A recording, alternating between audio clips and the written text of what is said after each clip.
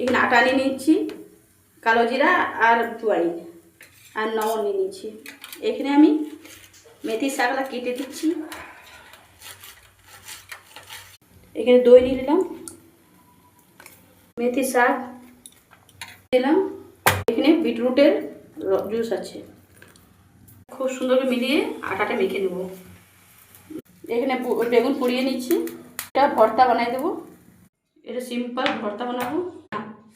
লবণ লঙ্কা করে নেব। আটার মাখা হয়ে গেছে বন্ধুরা, লিচিটা কেটে নিচ্ছি। এবার খুব সুন্দর করে বেলে দেবো। দেখো বন্ধুরা, খুব সুন্দর বড় করে আমি বেলে নিলাম। পাতলা পাতলা কেটে নেব। যত পাতলা পাতলা কাটতে পারবে খুব সুন্দর লাচ্ছাটা আসবে। আটা ছড়িয়ে দেবো অপর থেকে।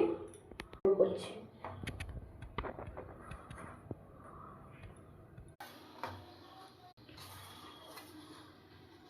দেখো এইভাবে টাইলতে হবে, করবো আর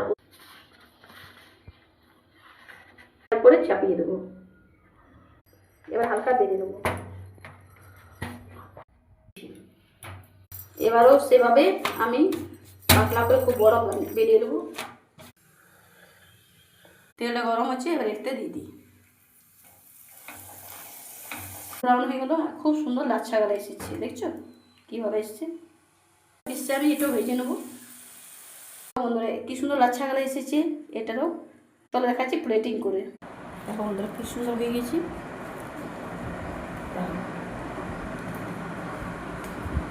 বেগুন ভর্তাটা আমি মেখে নিচ্ছি, এবার চলো দিয়ে দিচ্ছি।